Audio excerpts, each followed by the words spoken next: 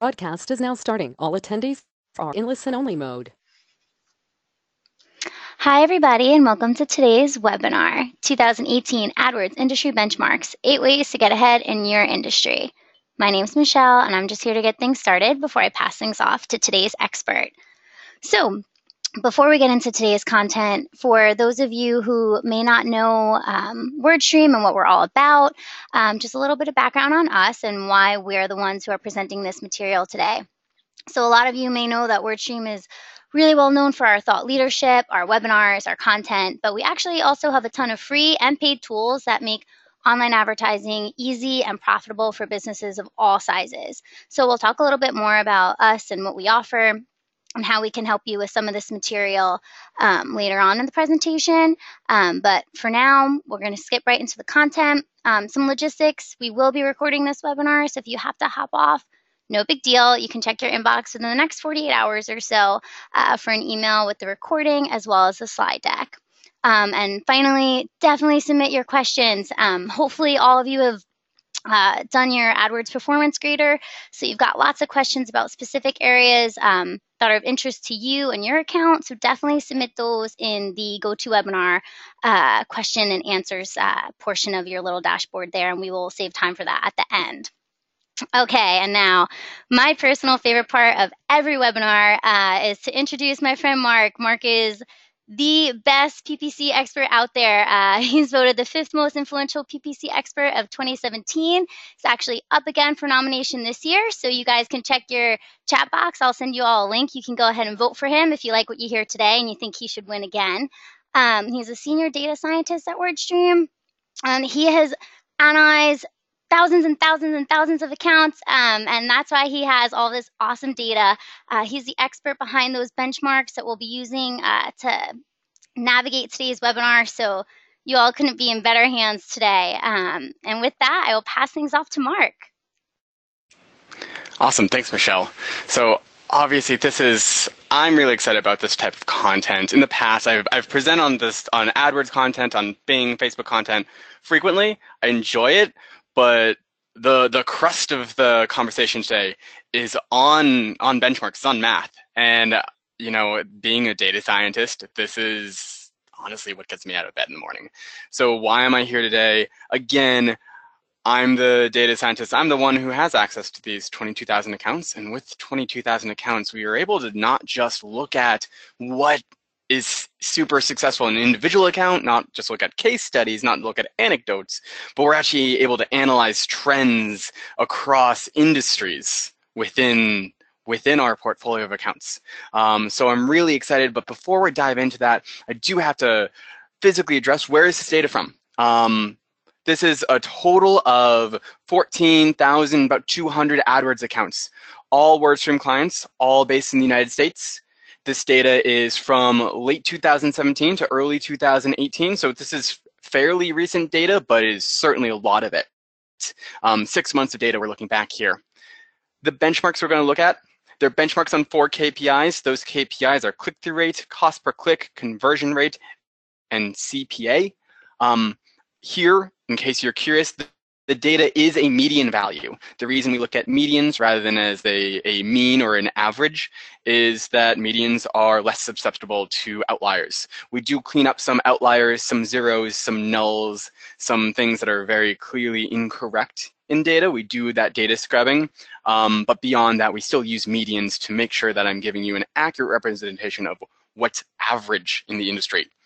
And then, of course, all currencies, as we talk about cost per click and as we talk about cost per acquisition, all of these currencies are going to be in US dollar figures. But I am guaranteeing you that for the most part, although we are looking at US-based clients in US dollars, nearly all of the trends that we discuss here are also applicable internationally. That generally things that are expensive in the United States, these types of keywords, these types of industries that are expensive in the United States are usually expensive universally as well. But of course, the fact I am here, I've got about 45 minutes with you guys today to jump into the crust of this data. I'm going to look at those 4 KPIs for 20 very large industries. It includes everything under the sun from e-commerce to B2B to auto to travel, education, legal, dating, personal, you name it, and I've got data on it. But in order for us to simply make this meaningful to everyone, I'm not going to go into every single sub-industry in the world. This is going to be large and encompassing. I'm going to see what we can learn from these benchmarks, from these large industries. But if you want to see specifically, hey, I sell organic dog food, or I sell cash for gold, or something a smaller industry or a more specific sub-vertical, we do have a report that is going to allow you to index your own account against other accounts similar to that within your own industry and within your own size. And that report, it's free, and it's available at wordstream.com/Google AdWords. And Michelle, if you don't mind just sharing that with people so that they have access to that. It's very genuinely a tool that is very near and dear to my heart and powers a lot of the industry data that we're going to be looking at today. So by all means, I'm going to be talking about what everything looks like across multiple industries, but if you want to follow along, see how you're comparing in your own sub-industry, please download that report and follow along with us today. And so with that, let's get into the exciting stuff. Let's start with the very first thing that we all start with. You see an ad. Do people click on it? Are your ads engaging? Let's look at some click-through rate benchmarks. And it's really important to know here that obviously we're all aiming for high click-through rates, and some of us some industries are more successful than others. But at the end of the day, we're all looking for higher numbers here because no one really starts a paid search. No one writes their first paid search ad in hopes that they just do average. So looking across the entire industry, the average click-through rate on the search network across these 14,000 accounts, the median click-through rate, is a 3.17%. Of course, there are some industries that do better than that. There are some industries that do poorer than that. This graph, hopefully your industry is included here, but from left to right, we're looking at advocacy, which includes charities, nonprofits, auto, B2B, consumer services, dating and personals, e-commerce, education, employment services, finance and insurance, health and medical, home goods, industrial services, legal, real estate, technology, and travel and hospitality. And when we just look at this, of course there's a lot of variance in this, but we see some things really stick out. Our best click-through rate industries are things like dating and personals with a 6.05% click-through rate, really high, really fantastic, almost double average there. But travel and hospitality, again, 4.68%. That is very similarly, about 50% over the average. Advocacy is a 4.41%, so still also doing fantastic there. Compare that on the right to some of our low click-through rate industries. We have technology at a 2.09%, which is almost half of that average across the industry. B2B services, 2.41% click-through rate. Employment services, 2.42%. And it's really interesting when you look across this data, particularly when you actually take a step back. Obviously, it's really interesting to see what your industry looks like, but let's compare those top industries versus those bottom industries. On the left, things that are doing really well are dating and personals, travel and hospitality, advocacy. These are all very human-centric industries. Obviously, dating and personals, it doing very well. We're talking about our connection, our very personal, excuse the pun, connection to each other. Travel and hospitality, very similarly. When we travel, we very seldom travel alone. It's not so much about the item that we're buying, which is a plane ticket or a hotel room. It's about the experience we have and generally with the other people. Advocacy, it's all about how we relate to other people. These are very human, these are very personal types of industries. Whereas the industries that generally have low click-through rates are specifically these humanless industries.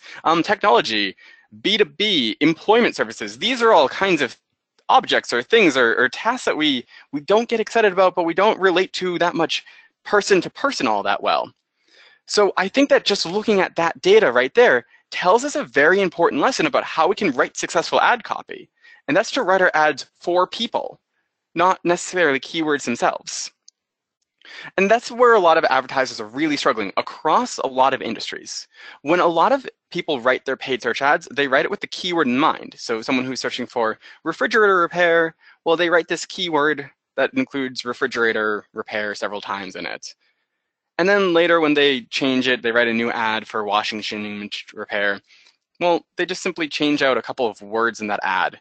And all said and done, like, no one ever gets excited about this type of ad copy, right? This generally is why we see a lot of lazy, boring, lame, uninteresting, unexciting ads in the industry as a whole. People aren't really looking for a keyword so much as they're looking for a solution to their problems. And that's something that people have. So when you write your ads, make sure that you're speaking to your audience directly. This is something that you can do in any industry. And I'm actually going to use an example from a tech company that we manage here. And so previously, they were serving ads for people searching for Israel SIM cards within the United States. So the idea here is that rather than serving them an ad that read buyer SIM cards, they're showing this ad that reads, "So you're coming to Israel, stay connected with our SIMs." And this single change, not just writing this hey, SIM cards for Israel, we have the best piece of plastic that we'll ever do, low prices, etc. This is about staying connected. They made this technology product relate back to the person who is buying it and solving that solution and how they can stay connected with their family abroad. Adding that personal element to your ads themselves is really what's going to make you successful here.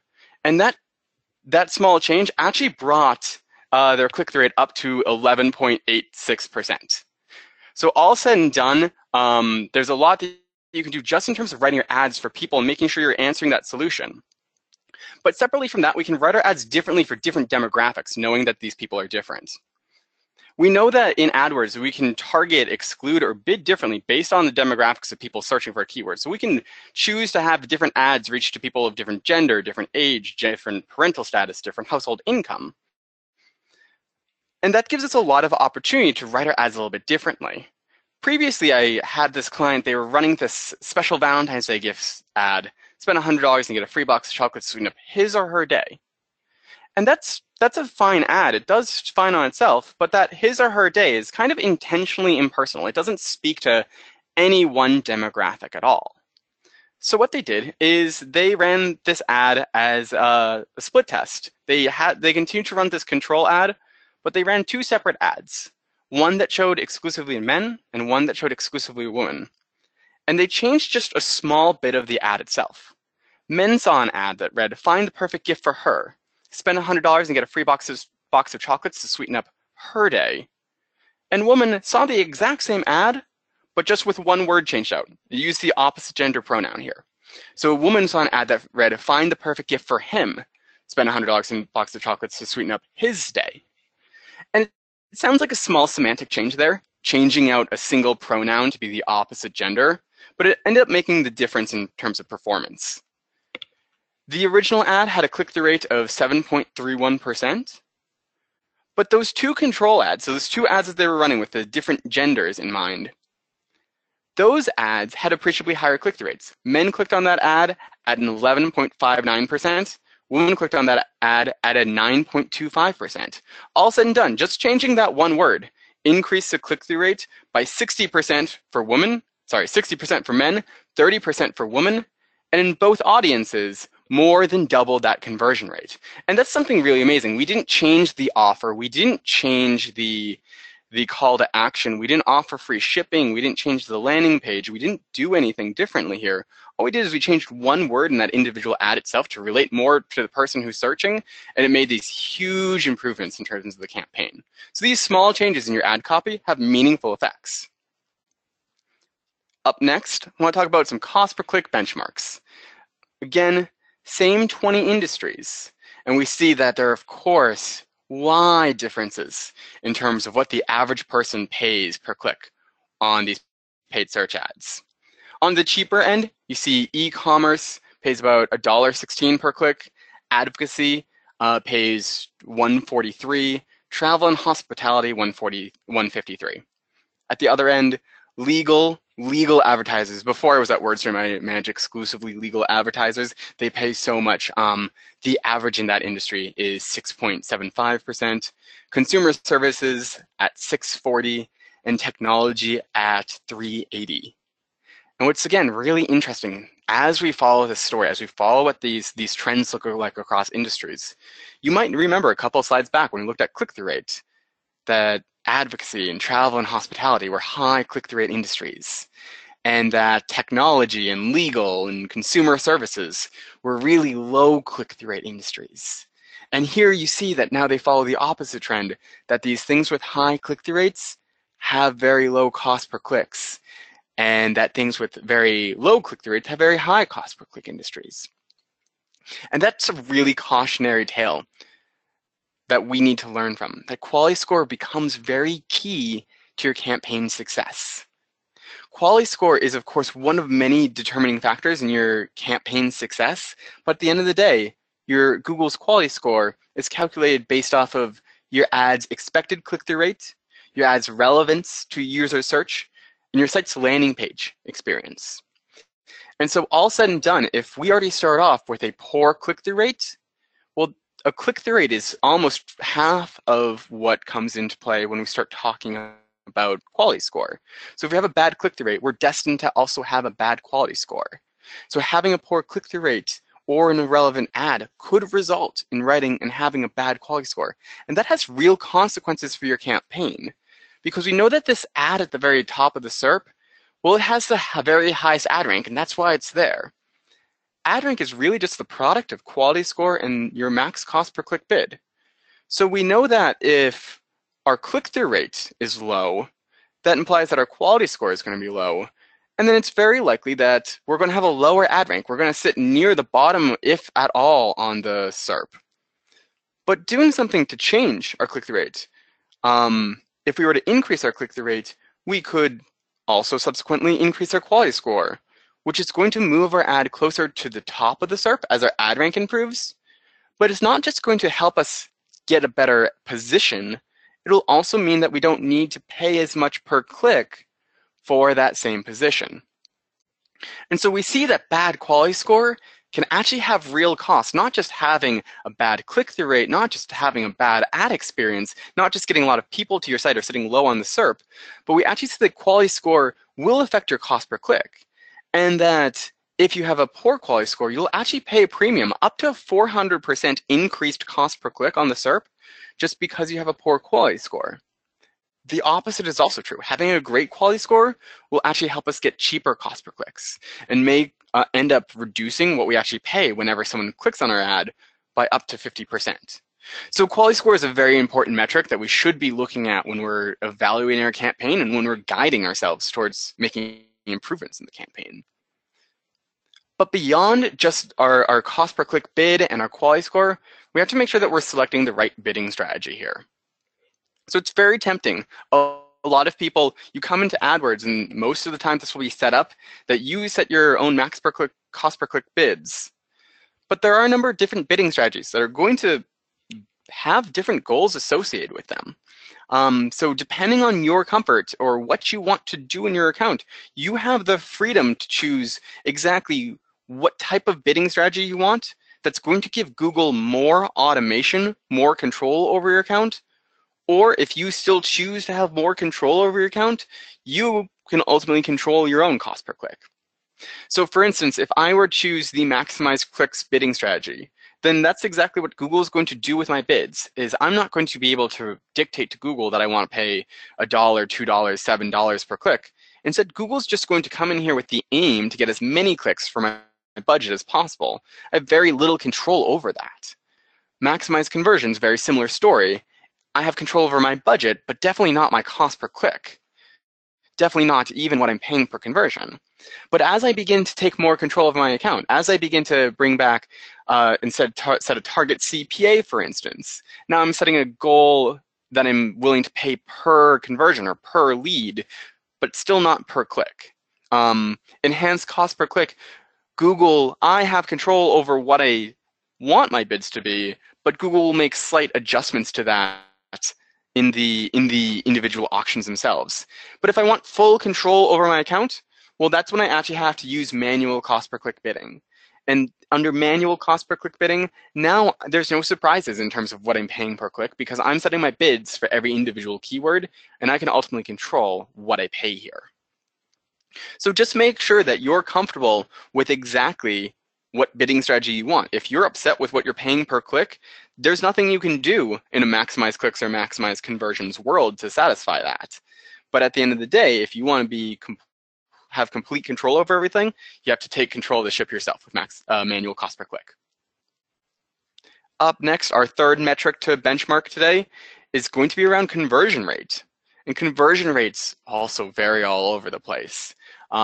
We see that the average conversion rate in AdWords across all industries is a 3.75%. Now that's great. You're converting a lot of traffic on your site at 3.75%, but there are so many different industries with so many different goals that we see that dating and personals is, excuse the pun, it really clicks with paid search. It's got a high click-through rate, it's got a low cost per click, high conversion rate. They've really found their match. But apart from dating and personals, legal actually, although it has a very high cost per click, also a very high conversion rate in general, near 7% conversion rate. People don't accidentally search for a lawyer. Consumer services, very similarly, very high conversion rate. Opposite end of that, though, we see that advocacy has a fairly low conversion rate, about 2% conversion rate. Real estate can struggle a lot, a 2.47% conversion rate. Home goods, very similarly. People are indecisive. I recently begun the quest for a new couch, and man, that is a difficult thing to buy. So there's a lot that we can learn by looking at these kinds of differences just in terms of average conversion rate. But I think that the important thing here is that we can always use other tools to improve our conversion rate. We can look at engaging our past visitors with remarketing. And I'm using remarketing both in the sense that we likely know it today as those ads that follow you around the web, those little display banner ads that show across the Google Display Network or across Facebook. Those are successful. Those are great tools themselves. But we can also look at using remarketing within our search ads or within our shopping campaigns to get more out of exactly how people are buying online. So for instance, we know that if the average conversion rate is 3.75%, that means that 97% of all visitors who come to your site the first time aren't going to complete your goal on their first visit. And additional stats tell us that 70% of visitors who add an item to your shopping cart, these people who are engaged enough, they found what they want, they add an item to their shopping cart, they'll still abandon that cart without purchasing. So if I want to talk about how the fastest way to make improvements to your site, to get more people buying from your site, I wouldn't be talking about focusing on those 3% of people who are buying. We should be focusing on those 97% of people who don't buy right away. And for that, we really want to look at remarketing. Again, across the display network, across the search shopping network, across search, we see that new visitors come in, they convert at the rate that they convert. Different metrics for different networks, obviously higher in search and shopping than necessarily for display. But across the board, we see that returning users, people who come to your site on a second or a third or a fourth visit, are 25% more likely to convert than the first time that they come to your site. So knowing that, we want to make sure that we remain in front of them across the display network and across the search network by using remarketing lists for search ads, that they're 25% more likely to convert after they make that search a second time. But if I were to think about engaging more valuable audiences, people who did something meaningful on my site, people who put something in their shopping cart, or people who have purchased from me in the past, my past buyers are actually 5 times more likely when they come to my site to make a second purchase than my net new audiences. So without even necessarily prospecting new visitors, without necessarily having to get in front of new people, think of new keywords to reach people, I can think about just remarketing to my existing customers and making them come back, making sure that as they book their next vacation, that they return to me a year later, or while they're currently in the cycle. Like I mentioned, I'm buying a couch, and consequently, one thing that keeps certain couches in front of my mind is the fact that I see them every time I log on to the internet, and now I'm not going to forget about those individual brands. That this is definitely a purchase that's going to take some time. And that's great because we actually see that even if people don't click on these ads, just showing them an ad is enough to change their behavior. Showing a user an ad twice increases the likelihood that they're going to come to my site and convert by 60%. But if I were to stay persistent with them and serve them multiple ads, we actually see that serving an ad to someone 6 times more than doubles the likelihood that they'll ultimately return to my site and convert. So even if people aren't engaging with these remarketing ads directly, it does change their perceptions and it does change their actions when they do later are ready to buy, that they're much more likely to consider your brand or your product or your service than necessarily pulling a net new search and clicking on the first ad they see. And finally, no industry here is unique. I mean, sorry, every industry is unique. Excuse me, it's been a day. And so there is not a single standard explanation of what each individual ad format you should be using, but there are tons of new search ad formats that are coming out every single day, a lot of these less than a year old, that are built for different industries specifically. So search ads isn't going all away, but it is changing. For 17 years, we relied on these standard text ads. They've since become the expanded text ads. They're appreciably larger. They give us so much more room to say what we need to say online. Search ads are great, but they don't necessarily answer everything that someone is looking for. Instead, we can look to shopping ads in e-commerce or in other kinds of ready-to-buy industries. Shopping ads were introduced in 2010. They will serve that individual product for someone who is searching for here Reebok running shoes. That is a very specific product. You can click on that ad and it will take you directly to the page where you can buy that. But that ad is only going to show when I'm searching for a very specific product or a branded product, when I'm very close towards the bottom of the funnel. Compare that instead to the new ad format, shopping showcased ads. They were introduced in very late 2017. And what they do is rather than showing an ad for when someone searches for a specific brand, here it's showing us a catalog of ads when someone's phrase, here's summer, an entire catalog to expand the ad right about now. That click that they just made, the average, and then choose an inline. Using this different ad format, we see that there's a lot more success in converting these top of the funnel summer dresses or running shoes. There's a number of betas open betas right now. This buy on Google Ads. So by signing up for this, individuals will buy on Google button, and if they're on their mobile device or if they're on their desktop device and they have their Google Wallet or a mobile payment on that SERP, they can just click one button on the SERP without going to a landing page and purchase that product without having to fill in or anything specific like that. That I don't even need to go to a website. I don't need to create an account. I can just search for this. If I find it directly on the SERP, I can click this one button and purchase it without going conversion rates look like. Other people's questions, not form or put down their credit card information through a form or whatever. You might choose that people want to call you. This is huge, and like one of the reasons why we see legal is such a high converting industry, that so many people need to speak to a lawyer, that this isn't, you don't want to fill in the details of your car accident or personal injury claim or, God forbid, something more personal through a form. You want to speak to a human being to make sure that this isn't going to be passed around, your sensitive information is not going to be passed around the internet. Call extensions were introduced. Do so much to improve your conversion rate in that.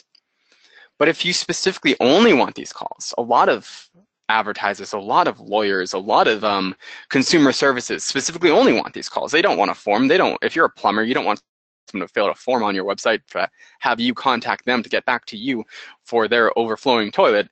They want you just to call. And call-only ads answer that question. Call-only ads only allow people to call. And that means that when people click here, they're ready to convert.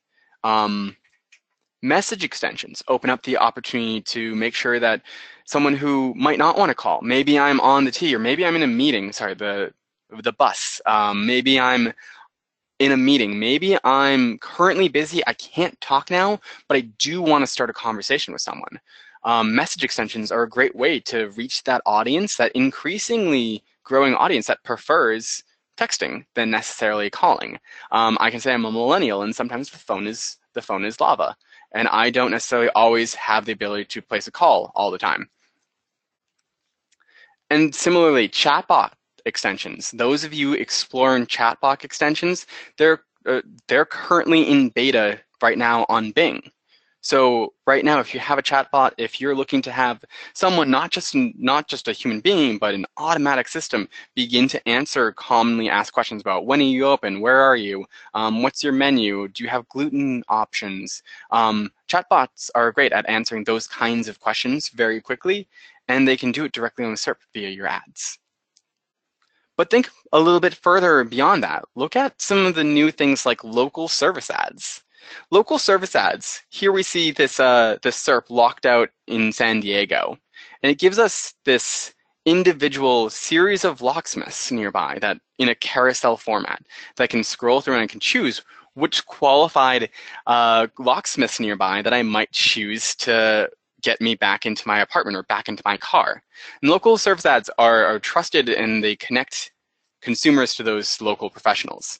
They can show alongside our paid search ads too. So we can have our local service ads, our paid search ads, and our organic listings all on the same SERP. This is not one or the other. I can have all of them at once. And it's really great. They're eligible to show for any kind of relevant searches like locksmiths near me, locked out, replace home locks. This is true for electricians. It's true for HVAC. Lots of local services. These providers, this is a perfect match for them. There are no keywords to manage. There's very little ad copy to manage. This is always going to serve this beautiful ad anytime who's searching for your specific industry. If they click on this, it's still held on Google that it will ask you what your issue is and where you are. Assuming that this professional can manage that issue and service that zip code, they'll be able to contact either via call or message directly to that service provider. And at the end of the day, here they're going to be paying per lead rather than per click. So we're always going to have a 100% conversion rate from these types of ads. Whenever someone fills this out, whenever someone gets through this process, by the time that we click on it, by the time that we're charged for that lead, we're charged for the lead, not necessarily a click to a leaky landing page where people might choose to not fill out a form or might not choose to call after arriving at that page. That this is a game changer for so many of these industries that struggle so much on the SERP. And finally, last but not least, the thing that people are always asking about, the number one ask is, am I doing well? Am I making money off this? What are my competitors paying per acquisition? What should the average person in my industry pay per acquisition here? And we see again, this varies widely across industries. The average cost per action, the average CPA in AdWords is just under $50, $48.96 on the search network. But there are certainly industries that have much lower cost per acquisitions. Auto has very inexpensive CPA, $33 average. Travel and hospitality, as we saw earlier, very high click-through rate, very low cost per click, very high conversion rate, very low cost per acquisition, $44. E-com, very similarly, $45. Very expensive things to convert, technology, real estate, B2B. I know that looking across this, we're all looking as marketers to get the most for every dollar, but I'd honestly argue that taken at scale, taken like this, I would not worry necessarily how I compare against every individual advertiser in my industry, because we all have different goals here, right? I would definitely say that the most important thing when we talk about average CPA and how you compare against yourself or against your competitors is really to know what a conversion is really worth to you. It may be the case that an e-commerce and a real estate client Well, the e-commerce guy might have a much lower CPA, of course. But at the end of the day, these products that they're selling, if the average sale of a house, and I'm going to reveal how millennial I am, I don't really know how much a house costs, but if the average sale of a house is $250,000 in your area, I'm sure that's true in a lot of states. I live in Boston, so I know that if I want to buy my condo, then that's going to be upwards of like $3 million. But apart from that, it's still a huge purchase regardless of where you are. Compare that to an e-commerce purchase, and maybe your large e-commerce purchases might be $500. That if you mark up your products on e-commerce by 20%, then each of those conversions, it's only worth $100 to you. Compare that to if you converted 10% of your real estate leads, then each of those conversions that you get there, even if you're paying $116 for them, even if you're paying way more for them, well, each one of them is still worth $25,000. And so all said and done, when you calculate your return on ad spend, that lower CPA might also translate to a lower return on ad spend, whereas that real estate client has a 200x return on this high CPA. I can say that previously, before I was at WordStream, I mentioned that I managed just legal clients. And what I did is we paid $400 per click on terms around mesothelioma. That's obviously a very expensive keyword. That's a lot of money to pay on getting one person to your site. And we would pay not hundreds, but tens of thousands of dollars to convert one of those users into an individual lead for us. At the end of the day, someone who has a mesothelioma case is still $1 million settlement. So it becomes increasingly important. It's still profitable to pay a lot per conversion if these conversions are very valuable to you. So really, when you look at your CPA, when you look at your conversion rate, when you look at all of these metrics, really make sure that you're relating this back to your business, because at the end of the day, you want to make sure that the money you put into AdWords is at least worth as much as you're getting out of AdWords. And finally, if you're not happy with your conversion rate, if you're not happy with your CPA, look at changing the conversion flow a little bit. A lot of us are going to think that there's only one way to convert on our site, that there's only one offer, and that our site is set up the best possible way that it can. But think of a different kind of solution you can provide. Even I'll use us as an example. WordStream. When I first started at WordStream, that report that you downloaded, this AdWords grader, we had a multi-step process. It was very difficult to come to this site and necessarily begin to convert here. We asked for so much information on this giant form, so much so that on the right-hand side, you actually see that we gave instructions on how to fill out this form, right? So it was a huge burden. We absolutely wanted people to fill out this form, download this report, and give us their contact info. But beyond that, it was very difficult to get people to fill it out, right? We were asking a lot of stuff about people up front. So what we did instead, and I'm sure a lot of you have experienced this now, but rather than ask for all of this information up front, now we ask it to you in different parts. So the very first thing that we ask you to do is to provide your email address. And so hopefully we have people give us their email address. It's a very manageable amount of information for people to give us. And then on the next page, we begin to ask more information about their contact details. We know that having people fill out a form in multiple steps, that certain people are going to drop off at certain parts of this. Not everyone is going to fill out all 2 or 3 pages of this form, give us all the information that we want, but that's still fine.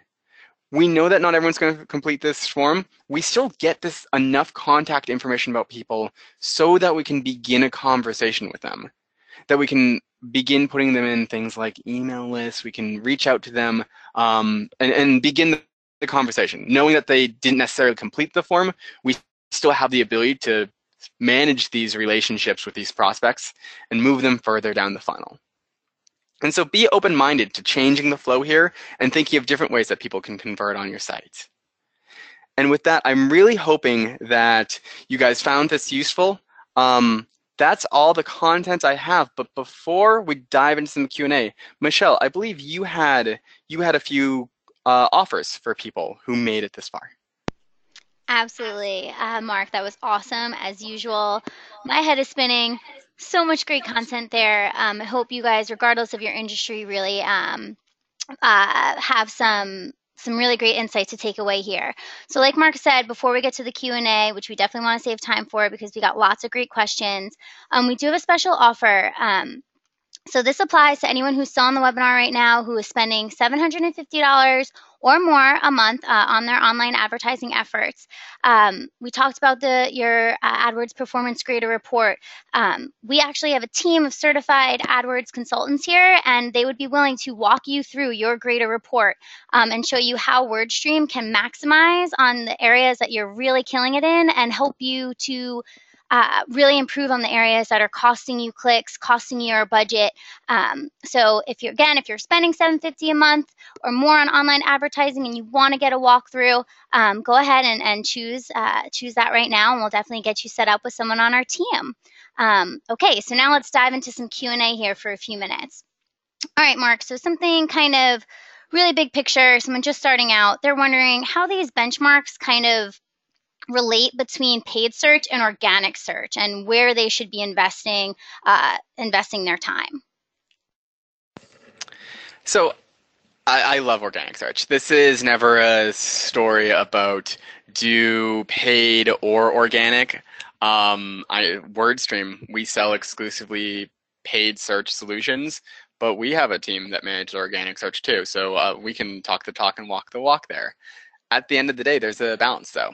We know that about 50% of users, when they go on Google, they don't recognize the difference between the paid ads and the organic ads.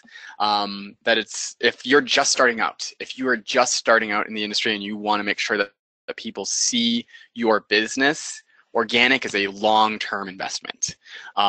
There's no fast track to rank at the top of Google for organic.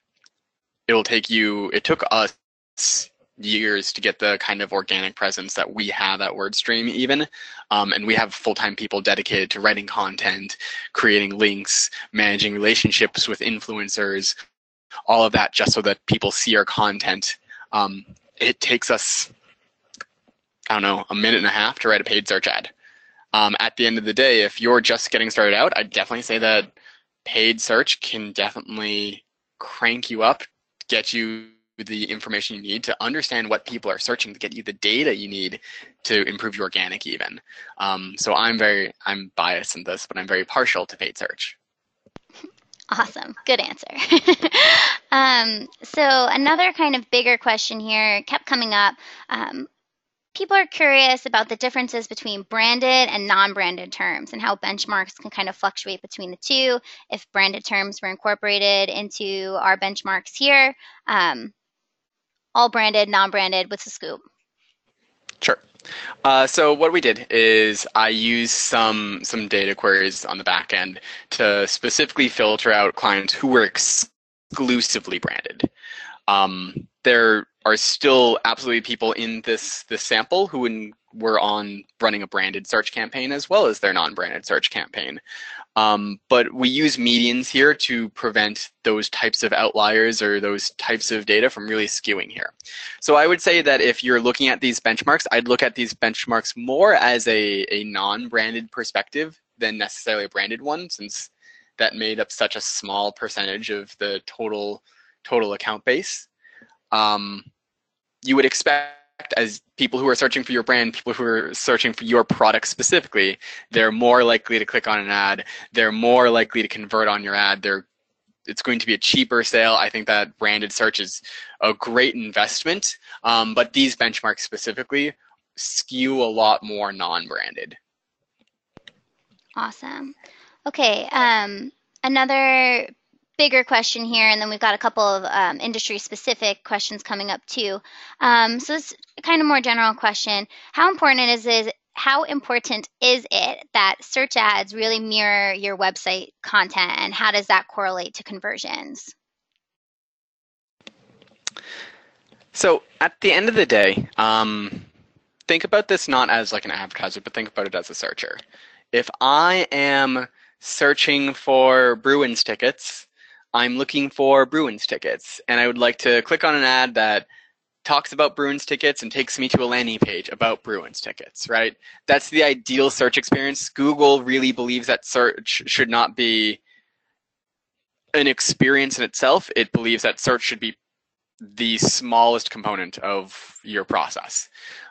So make sure the fact that, yes, these ads are related, it's part of quality score, and it's going to influence your conversion rate. If you take me to your homepage, or if you take me to a product that I wasn't searching for, well, Google is going to see that. It's going to see the fact that this content doesn't match the ad, doesn't match the search. I'm not confident sending people this. That's going to hurt your quality score. That's going to hurt your cost per click. It's going to hurt your click-through rate. But ultimately, as a user, if I have to come to your site, if I have to do a search, then come to your homepage and then begin to search on your homepage for that thing I was just searching for, me as a user, people have very short attention spans, and you'll lose them real quickly. You can always get them back with remarketing, but I would always look at making the path to conversion the simplest one. Awesome. Pretty sound advice there, Mark. Okay, so we've got a little bit of an industry-specific question now. It's related to wondering, how many ads do you recommend for small business? I know it's a general question. This particular person who's asking is a pro bike shop, so definitely a niche market, but is there like an average that you recommend? So a lot of this is about managing semantics, not necessarily the size of your business. I have some people who spend like hundreds of thousands of dollars in AdWords, but the number of things that people are searching for is small. Whereas if you've got, like, let's say you have 10 different bike brands, you have people searching for 100 different types of bikes, makes, models. That gets out there really quickly in terms of how you manage that semantic structuring. To that earlier question, someone who is searching for a very specific branded bike, well, now I'd want to serve them an ad for that brand of bike, take them to a page for that brand of bike, right? And you want to make sure that the structure you have here is very similar to the structure of your website. So I don't have a solid answer on that. If we're looking for just benchmarks, I can say that a lot of people find success. I want to say that when we look across the entire portfolio, the average SMB has about 6 ad groups in our book of business, and they use that to manage about 2 or 3 ads per ad group. If that's how people are searching for you, if you're comfortable only serving 6 different offers, different messages to people, then I think that's safe. But definitely look not towards the size of your business, but look towards the complexity of the semantics of which people search for you. Awesome. Makes sense. Okay, we've got time for just one more question here, and it has to do with keywords. I know Mark loves keywords. We have lots of content surrounding keywords as well. This particular question says that they really rely very heavily on long-tailed keywords. Do you recommend this approach? Do you recommend more modified broad keywords? What's your take on that? 100%. Long-tailed keywords, they're successful for the reason you think they are. Someone who's searching for a very specific product, to the question about people searching for a brand. Someone who's searching for a very specific product likely knows what they're searching for. We actually see that long-tailed keywords becoming appreciably more common. Last year, 2/3 of all searches through Google were for long-tailed searches.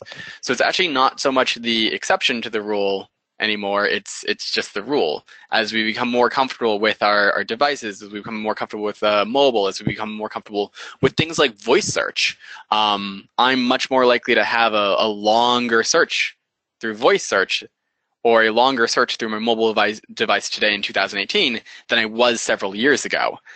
So long-tailed searches are becoming increasingly common. It's definitely a much better place for you to manage those types of searches than necessarily just using broad or modified broad. I'd say that broad and modified broad still have their uses if you're looking to just get more traffic to your site, but the quality of that traffic is something you know isn't as good. Awesome. Good stuff, Mark. As always, so insightful, so helpful. Hope everybody on the webinar today really got what they were looking for. Again, we can't emphasize enough our AdWords Performance Grader. We get so much great feedback on it. Helps people and industries across the board. So if you have not gotten that yet, make sure you get it. It's free. It takes a minute. That's wordstream.com/Google-AdWords. You'll get the link to that in your follow-up email as well. But get your report. It's a no-brainer. Thank you all again for joining us today. We hope to see you on a future WordStream webinar, and keep an eye on your inbox within the next 48 hours or so, and you'll get the recording and the slide deck via your email that you used to register. So thanks again for joining, and thank you again to my friend Mark. You're a rock star. Vote for Mark, most influential PPC expert. Don't forget. All right, bye guys. Thanks, Michelle, and thanks everyone for attending. Bye.